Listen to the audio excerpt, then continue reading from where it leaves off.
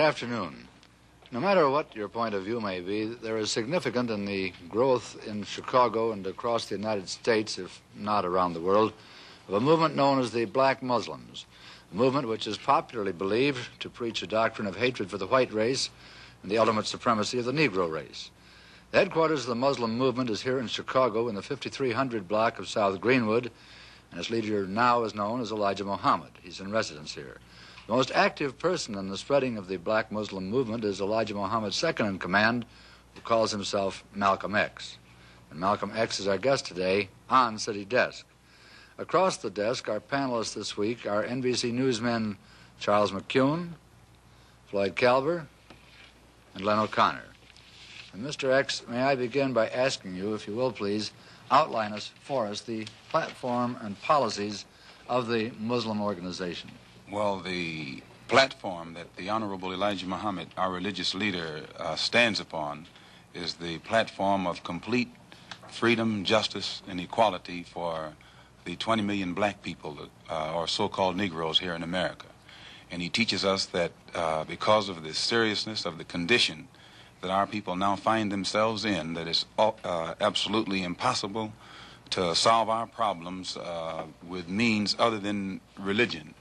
And he teaches us that the religion of Islam is the only religion that will instill within our people the incentive to stand on our own feet. And instead of trying to force ourselves upon whites or force ourselves into the white society or blame the white man for our predicament and constantly beg him for what he has, he says that the only way that we can solve our problem is to unite together among ourselves, among our own kind, clean ourselves up, rid ourselves of the evils that we've become addicted to here in this society, and try and solve our problem ourselves. Then I referred to the popular belief that the Muslims preach a hatred for the white race. You do not subscribe to this, then? No, I've never heard the Honorable Elijah Muhammad teach or preach hatred for anyone.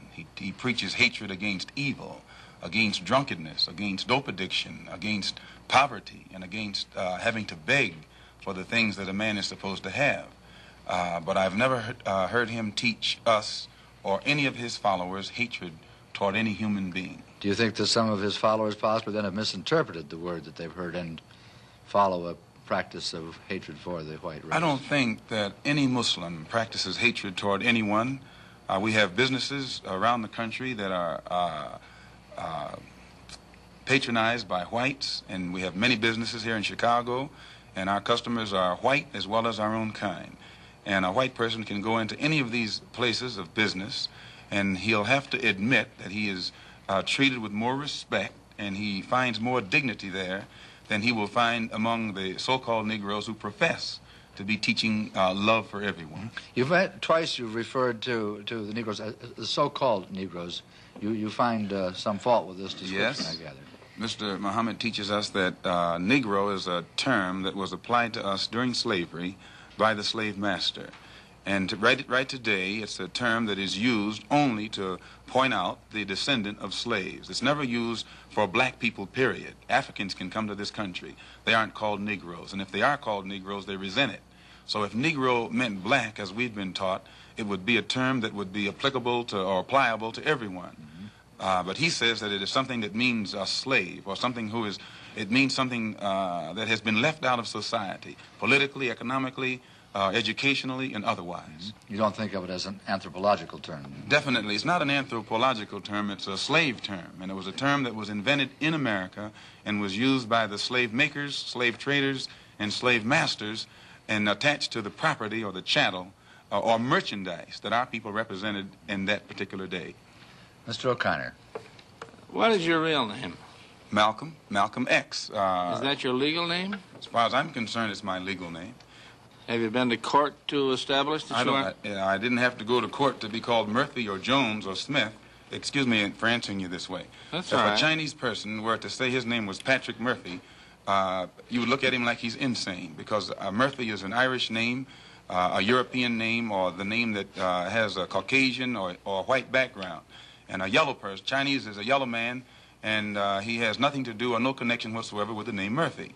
And if it doesn't look proper for a person who is yellow or Chinese to be walking around named Murphy or Jones or Johnson or Bunch or Powell, I think it would be just as improper for a black person or the so-called Negro in this country, as we're taught by the Honorable Elijah Muhammad, to walk around with these names. And therefore he teaches us that during slavery, the same slave master who owned us put his last name on us to denote that we were his property. So that when you see a Negro today who's named Johnson, if you go back in his history, you'll find that he was once his grandfather, or one of his forefathers was owned by a white man who was named Johnson. If his name is Bunch, his grandfather was owned by a white man that was named Bunch. Would you mind telling me what your father's last name was? My father didn't know his last name. My father got his last name from his grandfather, and his grandfather got it from his grandfather, who got it from the slave master.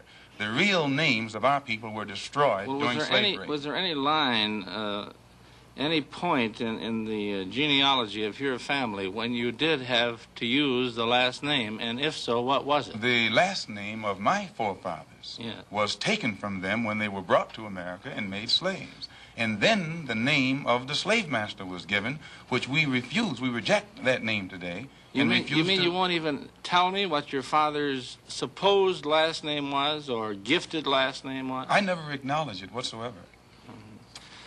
Let me ask you about the status of Elijah Muhammad. First of all, is he ill? I spoke to him today. He is in better health than he has been. He's suffering from asthmatic bronchitis. Is that why he didn't attend your rally on last Tuesday? Yeah, the only reason that he didn't attend was his ill condition, and the weather here, especially on that particular day, was of such nature that it would have been almost insane for him to come. Well, now, did you hold that meeting last Tuesday because it coincided with the general election, the primary election? I think if you study the history of Mr. Muhammad's work and religious work in this country, we've had our convention on February the 26th every year for, I think, the past 33 years. Well, now, while you don't care to discuss your former name or the name that the slave master gave to your antecedents, it is a matter of record that Muhammad's last name was Poole, Elijah Poole. No, that's the name that his slave master gave to his grandfather or great-grandfather, but that's not his name. Well, his mother and father thought when they called him Elijah Poole that was his name. They didn't know any better. Well, if they didn't know any better or not, they thought that was his name. Yes, sir, but, sir... But what I'm trying to find out is when did he cease to be Elijah Poole and get to be Elijah Muhammad? In 1931, I think it was, in Detroit, he was taught the true history of our people and made aware at that time that he was wearing an English name, and by not being an Englishman, he looked out of place. And his teacher gave him the name that he's wearing today, Muhammad, Elijah Muhammad. All right, now when did he become what he purports to be in your literature, the son of Allah? I've never heard the Honorable Elijah Muhammad referred to as the son of Allah. The prophet of Allah. I've never heard him referred to as the prophet of Allah. What do you refer to him Messenger of Allah. All right, the messenger of Allah, and I appreciate the correction. Yes, he says that a prophet is somebody who predicts the future, and he's not predicting the future, whereas a messenger is someone who carries a message that has been given to him by one who authors that message. Well, now, who gave him the message, and to whom is it supposed to be delivered? Master W.F. Muhammad, the one who taught him, is the author of the message. He gave it to the Honorable Elijah Muhammad, which makes him the messenger. And he's to deliver that message of truth and righteousness to the 20 million American so-called Negroes, which means he's to teach us the truth, which will awaken us, and then show us how to live a life of righteousness, which will automatically qualify us for recognition as human beings by all other righteous human beings here on this earth. Well, now, one other question. With reference to what Mr. Hurlbut asked you a little bit ago, you took a very moderate position of wanting independence without having any hatred for the whites. Do I understand that correctly? Hatred is not involved in it whatsoever. Well, I recall in a recent plane crash, 2 or 3 years ago, or less than that, a charter flight on Air France in which a group of people from Atlanta, Georgia, were, as they say in the business, as they took off from Orly Field. And you were quoted at that time as expressing great gratification that this tragedy had occurred. Do you recall that? I recall it. What did you say? Do you remember? The press interpreted it and misrepresented it. What did you say? They said that it was made at a Muslim meeting. It wasn't. It was made at a rally of Negroes, Baptist, Methodist, Catholic, and otherwise in Los Angeles, who were rallying to protest the brutal shooting of 7 unarmed Negroes and what did you by say? heavily armed white policemen in the city of Los Angeles. And because we are a people who have been taught by the Honorable Elijah Muhammad to never carry weapons of any kind, but to get on God's side and rely on God to fight our battles for us, at the time that these brothers were shot down so brutally, I pointed out at the funeral of the brother who died that God would step in and take a hand in giving us some form of justice for the brutal killing of our brother. And when the plane crashed in France, I pointed out to the crowd at this rally that this was an act of God showing his wrath or complete resentment over the brutal form of injustice that had been inflicted upon our poor unarmed brothers. Were you saying that, or do you believe that? At that time, Dr. Billy Graham was in a crusade in Chicago, and the press, your papers here in this city, quoted Billy Graham of also saying that plane crash was an act of God.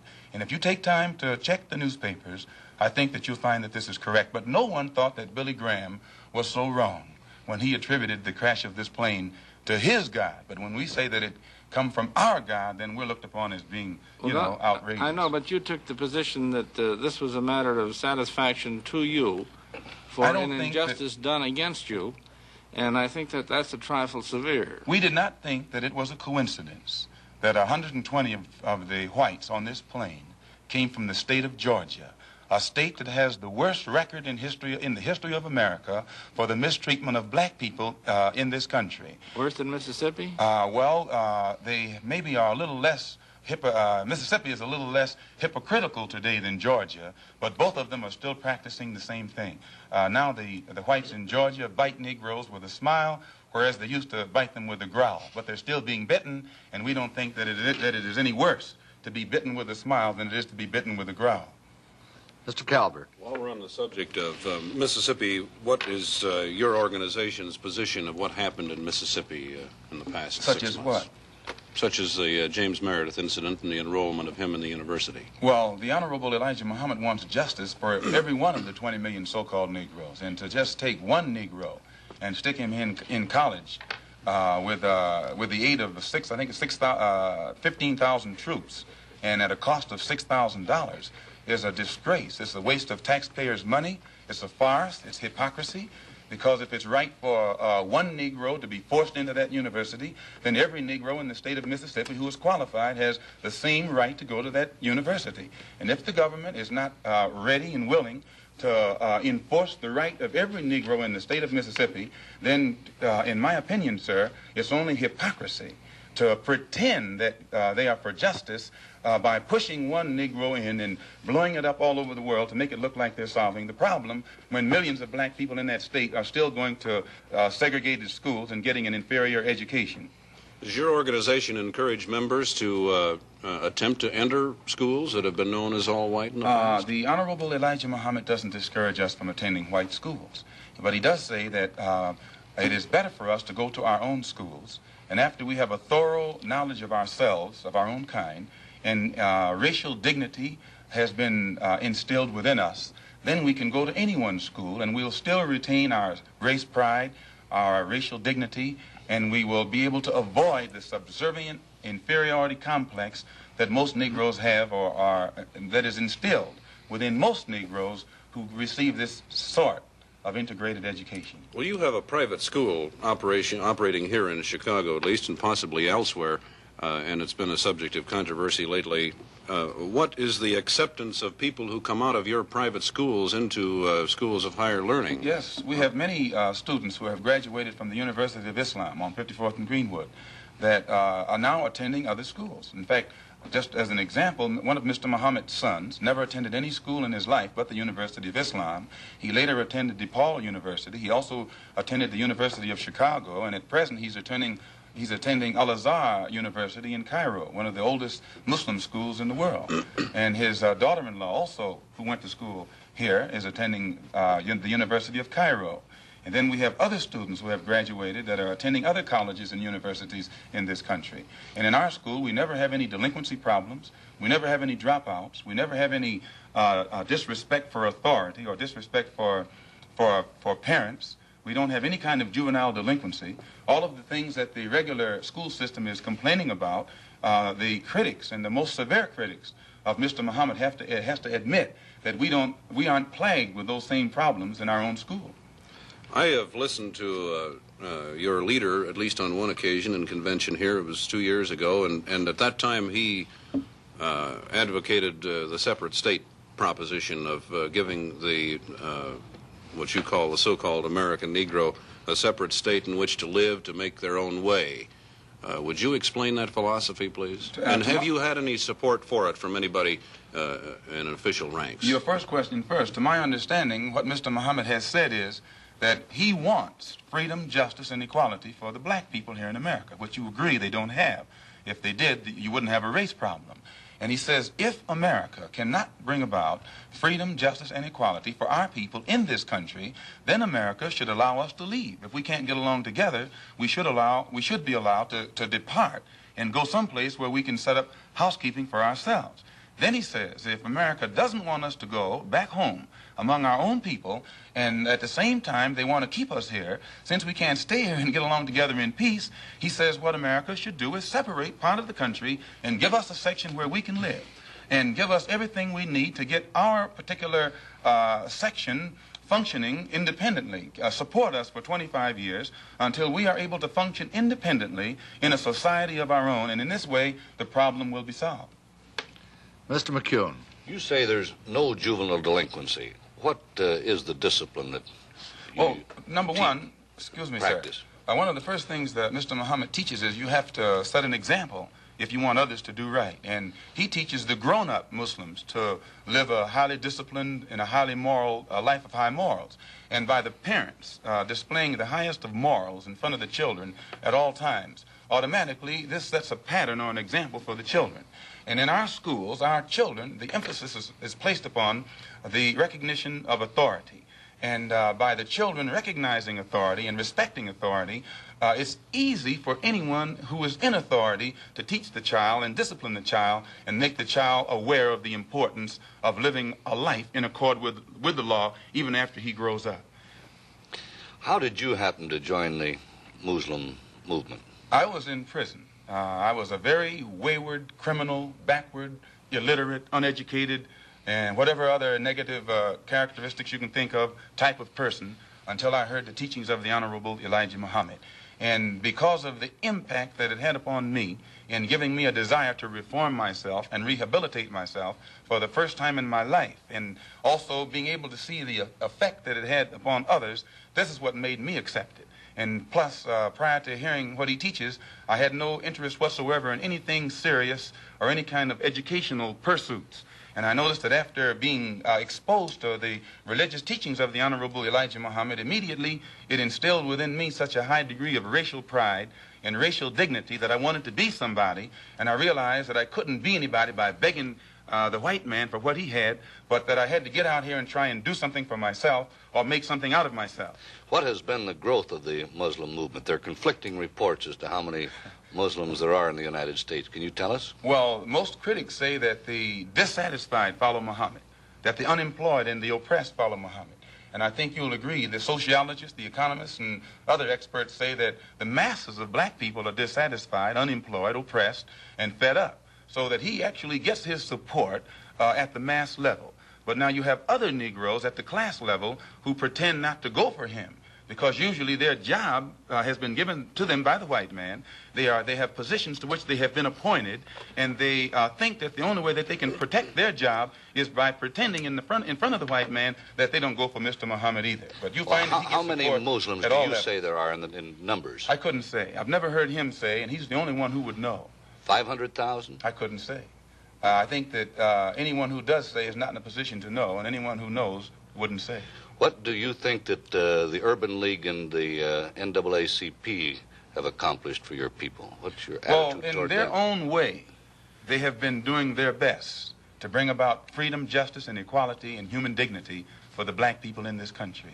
But today you have such an intense degree of dissatisfaction and impatience existing among our people at the mass level that it is almost impossible to come to them with a program that's going to take another 100 years to solve their problem, and they still be satisfied to wait. So that they have, the Urban League and the NAACP has done a good job within their understanding. But today it takes more immediate solutions. And the solution that the Honorable Elijah Muhammad has is immediate. It's more practical. You think they're not moving fast enough? Well, they're moving as fast as they can. But that's not fast enough for the masses of black people. If a person is sitting on a warm stove and you get ready to let him up, no matter how slow you are, he has patience because it's only warm. But the masses of black people who are sitting on a hot stove, they're impatient. And no matter how fast you say progress is being made toward letting them up, that progress is not fast enough for them. Well, the NAACP and the Urban League have both been critical of the Muslims. The NAACP and Urban League have been maneuvered into criticizing us against their own will. Usually, the divide and conquer tactics have always been used by the oppressor to keep the oppressed oppressed. And the NAACP has been used against the Muslims. Efforts have been made to use us against them, but the Honorable Elijah Muhammad says he'll work with the NAACP, the Urban League, and any other Negro organization that wants to uplift the black man as long as it doesn't conflict with our religious principles. Well, I remember once when Elijah was quoted as having said that the Urban League and the NAACP sold out to the white man. Has he ever made that statement to my knowledge, I don't think that he has said that they sold out to the white man. I've heard him say that. Is that his feeling? The NAACP has been in existence for 54 years. And they elect a new national president every year, and they have never elected a black man to sit in that capacity. Arthur Spingarn has been president of the NAACP for 24 years. And so in this sense, it means that either they're practicing the same discrimination that they accuse the white man of practicing, they're practicing it themselves, or else they're not qualifying other Negroes in that organization for positions of leadership. This is our only criticism. You personally feel that they have sold out to the white man? You personally feel that those organizations have sold out to the white man? I don't think that they would knowingly allow themselves to be used or misused against their own people. So if they are failing to do the job that our people expect of them, probably it's just through lack of understanding. But today their understanding is increasing, and you'll find that they're developing a better ability to work with all different factions for the betterment of our people. Malcolm, how do you yourself feel about the white man? I believe that the white man has done a great injustice to the black man in this country by having kidnapped our people and brought us here and down to the level that we're on today. And today, instead of approaching the factors that their original mistake has created, instead of approaching these factors objectively and realistically, the greatest sin that they're doing now is trying to pretend that they never committed a crime, that they never did any wrong. And when the Honorable Elijah Muhammad points out the injustices that our people are suffering, they make that sin worse by accusing him of teaching hate, or by accusing him of black supremacy, or by accusing him of advocating violence, simply because he is pointing out the real factors in the problem. We have a little time left. You don't have to hurry so much, Malcolm. You were born in Omaha, is that right? Yes, sir. And your family left Omaha when you were, what, 1 year old? I imagine about a year old. And why did they leave Omaha? Well, to my understanding, the Ku Klux Klan burned down one of their homes in Omaha. This made your family feel very unhappy, I'm sure. Well, insecure, if not unhappy. So you must have a somewhat prejudiced point of view, a personally prejudiced point of view. In other words, you cannot look at this in a broad, academic sort of way, really, can you? I think that's incorrect, because despite the fact that that happened in Omaha, and then when we moved to Lansing, Michigan, our home was burned down again. In fact, my father was killed by the Ku Klux Klan. And despite all of that, no one was more thoroughly integrated with whites than I. No one has lived more so in the society of whites than I. And it was only until I became a Muslim that I ceased living in the society of whites. You say you were thoroughly integrated with the whites, Malcolm. Yes. Do you have white people in your family background? Definitely. Most Negroes in this country have whites in their family background. And how are you going to differentiate between the white blood that's in you and the Negro blood that's in you? And you don't mind my using the term Negro because you use this yourself. I use it interchangeably. I know you do. Why do you do that? Well, I use it if it fits the purpose to use it, but I use it against my will. Do you? But you used it voluntarily in describing the incident in Los Angeles. Still, I use it against my will. I guess the teachings weren't thoroughly inculcated. No, but when I say to you that the cops in Los Angeles shot down 7 unarmed Negroes, every Negro in the audience knows what I'm talking about. But when I say that they shot 7 Muslims, then a lot of the Negroes don't realize that they're suppose you still said talking 7 about colored Negroes. people, because you used the term colored people. If you said... I don't think I shot used the 7 word colored on this program. Yes, you did. You did when we Not started. colored. I think so. Black people, I'm sorry. You did Black. say black. Well, we can use black, and that fits everybody. Okay. But, sir, the black... Now, let me get back to another point that you made. You said that you go back home. Now, what do you mean by back home? I've only heard the Honorable Elijah Muhammad say, back among our own people. From You whence said back home. You don't mind my saying Right, back home. But by that he means... Do you mean back into the roots of Islam, or do you mean back to Africa? Back home. And Africa. by back home he means back into our original civilization. And if you study history, the Islamic culture existed in West Africa, But your Central family Africa. didn't come from an Islamic background originally, did it? I mean, you came from the proud tribes of Africa, which is I think certainly you'll have a find, pride- sir, that one of proud the background. the Islamic culture I agree, there is. existed a lot of- widely in Africa, Central Africa, I agree, West Africa. I agree. I've met many people in there. Mr. O'Connor. With regard to that tragedy out there in Los Angeles, I myself refer to it when it happened as the tragic police action, so I am not totally biased. Thank you, sir. Coming from Muhammad Speaks, which is the publication of your cult or your religion, Elijah Muhammad referred to the policemen out there, the white policemen, as devils. He said, "There is no justice here for us black people. There is no future for us nor our children in civilized America." Doesn't that imply that you're going to get out, or that's his wish that you get out?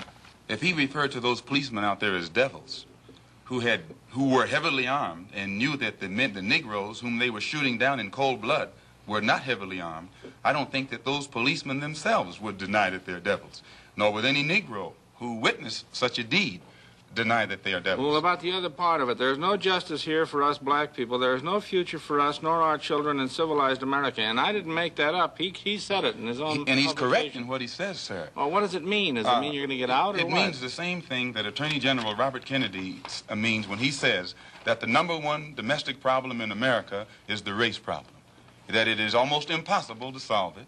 It's almost impossible to give justice to Negroes. One brief thing further. I read also in Muhammad Speaks a quotation that Elijah Muhammad is the only person on earth who is on personal speaking terms with God. Do you believe that? Definitely. You do? We're Definitely. going to have to leave it at that. And Malcolm, I'm sure he's done a good job in rehabilitating you. It was a pleasure to have you on City Desk. I'm in Chicago for the next 3 weeks at the local mosque at 54th and Greenwood for a special lecture series.